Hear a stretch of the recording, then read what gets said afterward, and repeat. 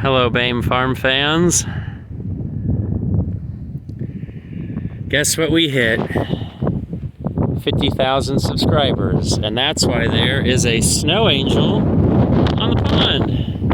And guess what I'm going to do, other than stand in the wind, for 50,000, is we'll have an equipment tour. And so right here off the pond, we'll start with the hay equipment. It wasn't planned, but we're just going to go in a circle around the farm. And unfortunately, this stuff's stored in the big barn, so I haven't been able to get everything in. So, 256 rake, 474 hay bine, the Krone 4-basket tedder, and the cut dishener. Yeah, we're doing the ugly stuff first. Behind that, in the shrubberies, I've got an anhydrous bar I want to get running for spring, so I don't have to sit there and transfer and use the other applicator with the tank built in. Way down yonder is the Rec 260, and there's a grain auger hiding in the shrubberies too. I own a small cone bin that I hope to use for bagging corn at some point instead of doing it the way I am with 5-gallon buckets. It's snowy, so we're not going to get too close, but there's the shambles of the rake, and I'm trying to find one for at least for parts. Hey, the Unisystem, we've seen lots of videos of that picking. We just saw videos of the 4150 and the 2135, and the sprayer has managed to fall over in the wind. We've taken everything off and drained it out, and for some reason it wanted to take a nice winter nap laying down.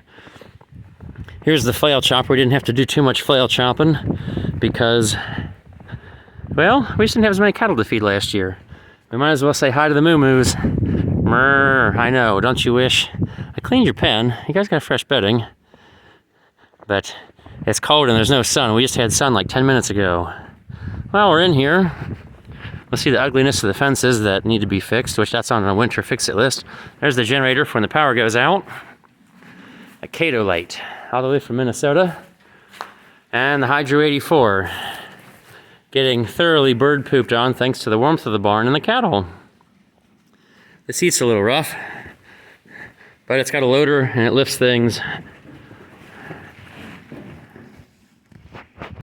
Oh, here in this mess is the anhydrous applicator that we have been using. It is set up for side dressing because of that tank. And I get annoyed with it because A, you can't see the shanks, so if you ever have a leak or something, and then we got to spend at least a half hour more transferring from the, well, it's a nurse tank for us, which should be just the regular co-op tanks. Got a lovely set of rice tires down there. Don't know what I'm going to do with those. Those are some big floaters. An old cultivator, don't know much about it. I put Danish tines on it a long time ago, and I've used it behind the 2810 a long time ago. And haven't used it much since. Used it to break up a crust when we still had a shoe planter. Oh, and there's the snowplow for the 2810. Unfortunately, I bought that and haven't used it so much because, well, it's Ohio, and our winters are usually fairly mediocre. Oh boy, using my phone is not good for this in the barn. Here's the combine, TR86. Has its own 4-row corn head, and so does the Unisystem. They each have their own corn head, only because I got a solid deal on the corn head that's on the Unisystem. I only paid $200 for it, and it was in fantastic shape and already converted to the low drive. So here in the corner, I am digging out the old McCormick Deering 2-row corn binder. Yeah, don't see many of these as 2 rows. Tons of 1 rows, and it's PTO drive. That is very uncommon. The Amish oogle over this thing, yet sometimes it's hard for them to use because you need a power cart, like the ones up north in Holmes County, Ohio. That's where we get the binder twine. We haven't used it in a while. This is one of those things that I think I've finally convinced Dad that we could maybe let go. Speaking of things we let go while we're talking about corn, is the John Deere. We sold the John Deere corn picker this year. The farm is John Deere free. We used to have a John Deere silage wagon. Now nobody's seen the Farm Fans dryer. It's a little guy. I bought that at a sale to have a dryer and haven't used it, but it's here for safekeeping. If I ever find myself with so much wet corn, but I guess I've somehow survived with dry enough corn, or running the fan a ton. It's one of those things where I just don't necessarily feel like quite harvest enough corn. to justify pulling it out, but one day I will get there. Here's the glorious TW.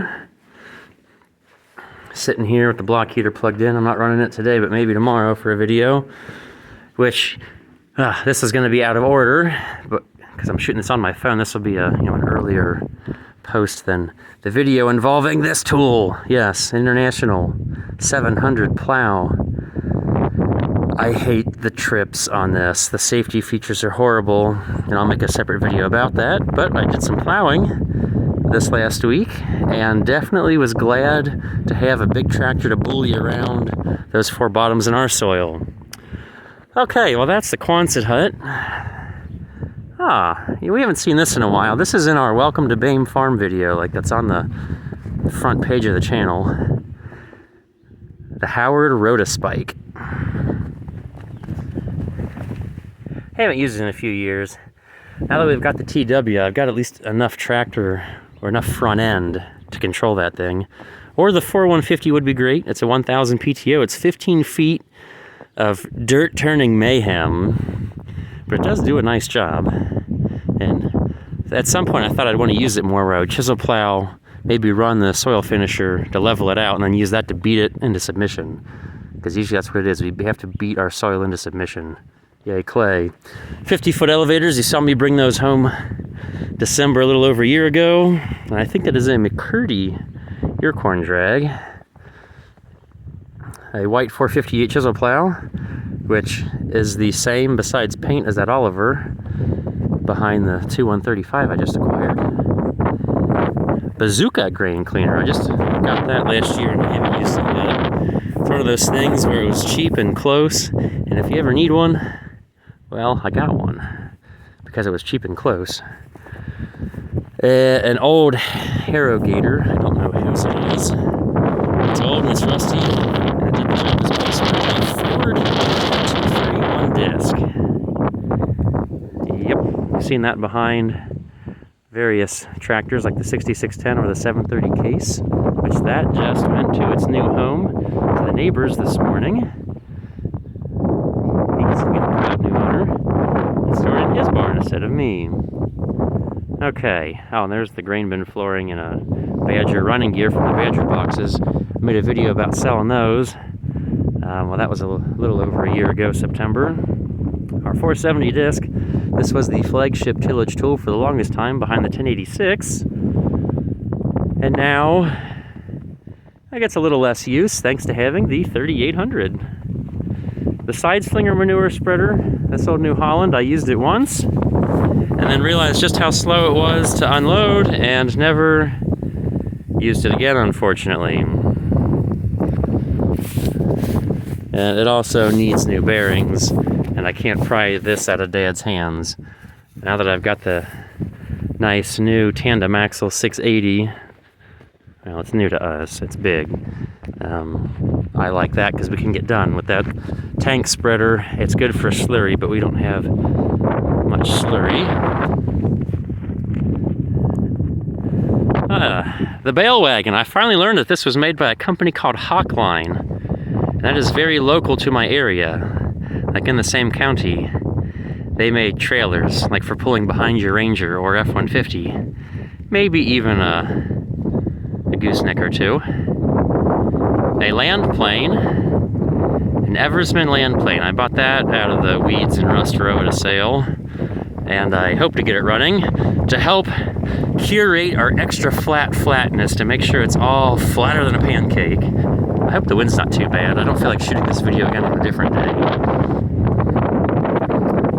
Hay wagon. We got a total of 5 hay wagons. Gravity wagons.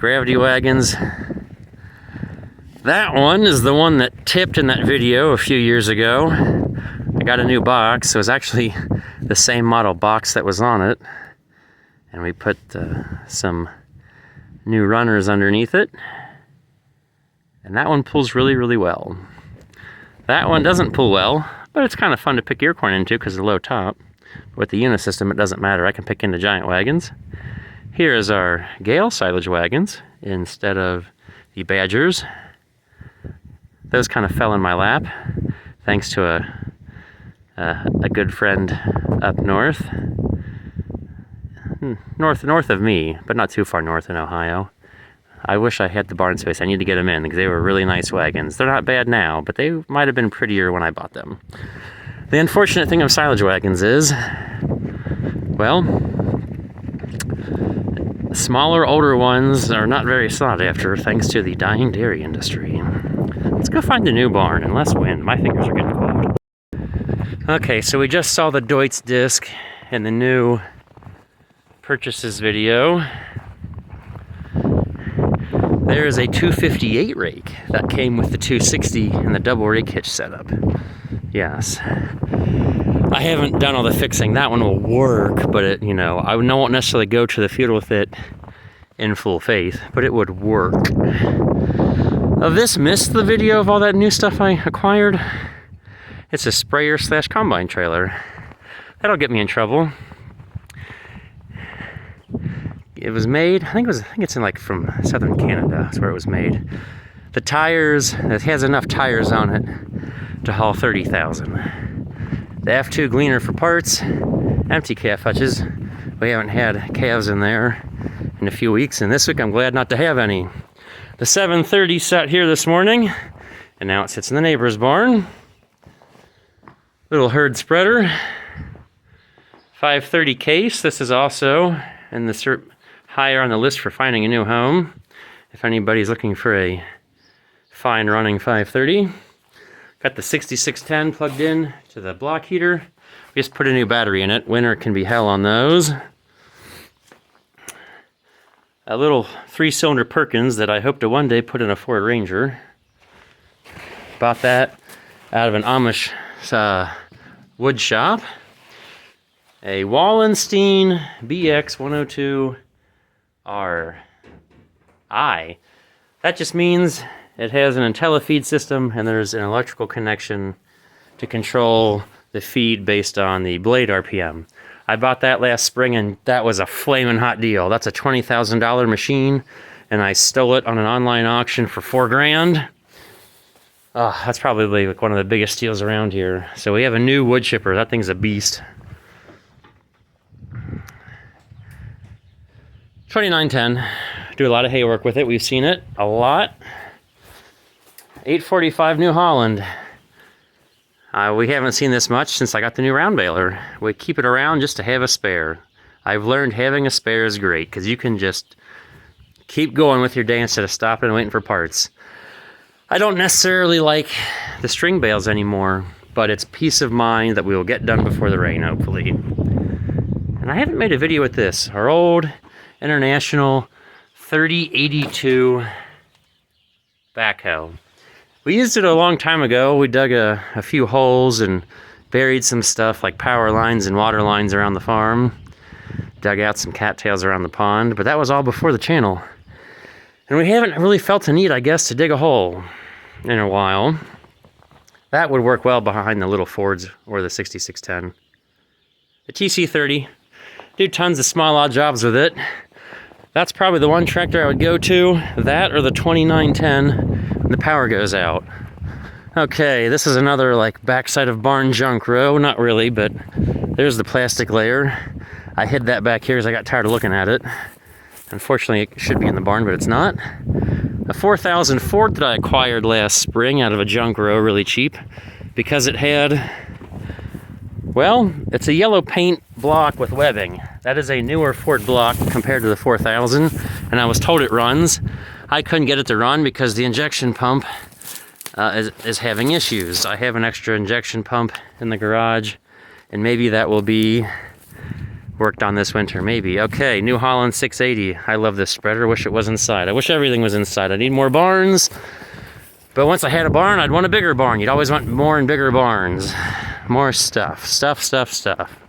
Yay, materialism, right? Ah, yes, the Buffalo round bale and roller. I bought this as an insurance policy last spring. Haven't had to use it, but it'll be good in case I ever have to make round bales when I should be making square bales. Another hay wagon, another gravity wagon, and more wind and snow. This is the roasted soybean box. I bought that, shoot, almost 10 years ago now for $25 at a sale. There's the direct cut head hiding for the silage chopper. An 1890 crop cruiser that needs a lot of work. And the cutter head because it grenaded again after I fixed it once and I got tired. Oh, here's the 848 round baler. Yep. Love it, love the net. Been great, that was a great trade. It's one of those things I never knew existed. I was so happy to find a chain round baler with net wrap. 2 352 grinder mixers because they don't make those anymore. So we have one for parts and one that works. That one, we haven't really robbed any parts off of. It would work. It may not be pretty, but it would work. Our 28 silage blower. That was a cold day deal a long time ago. Always go to buy stuff on a freezing cold day and make sure the guy's wife is out there. 10 plus years ago, we only paid $1,200 for the blower, and it was really new then, and it's still fairly not abused for the age and stuff. 2810. This tractor I acquired when I was in junior high, essentially for free, because the dealership and the city that owned it, neither one would claim ownership. They both pointed fingers at the other, saying, no, they own it. Neither one of them would admit it and said if the other one would let you, we could have it. Exhausted, rusted off, water got in, it didn't run no more. The block was locked up, but I got to learn diesel mechanics in junior high. New Holland 51 silage wagon. This is another item that I would love to find a collector for, because we have those Gales. And not that we don't like it, it's great, but I think 2 silage wagons is enough for us. Yay, the multivator. We've seen this before in the sweet corn and the vegetables. This is a really unique piece. If I was farming organic, I would have one of these like set for more rows to cultivate like at least 4 rows of corn or more. Especially with our weather and how I know it would be impossible to get cultivating done on time. That is the multivator is great for destroying oversized weeds that would not go away with a regular cultivator. Here's the 1086 hiding. Yep, got that in the barn. It had a shifting issue, we thought, during harvest. No, it just got stuck in low range. Dad thought it was stuck on high, and I didn't investigate it. I didn't question it, so I was trying to get it out of high range.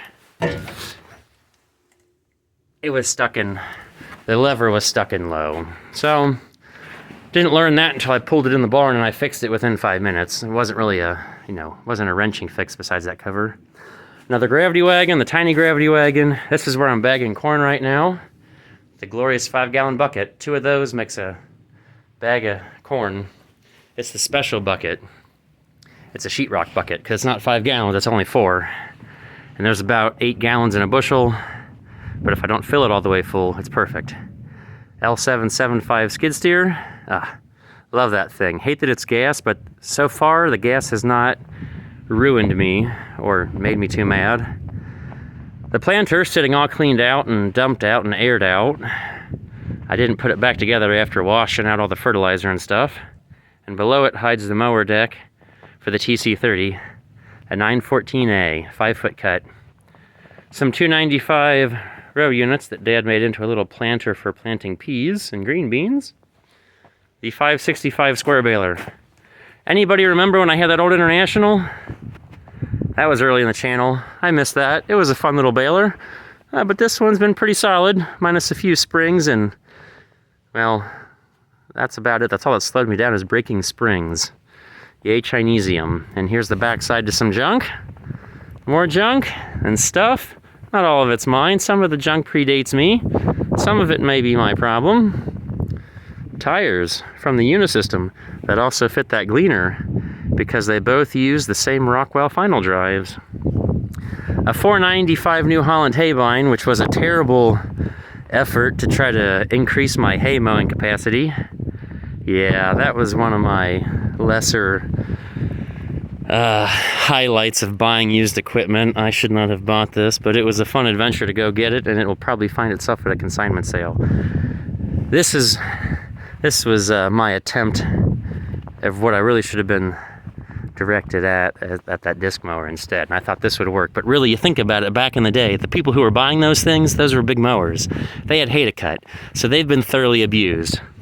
You never want to be buying the biggest machines used, because the people who could justify buying those big machines were bound to abuse them because they had a lot of acres to cover. Well, we might as well walk by and see the grain bins all fixed up.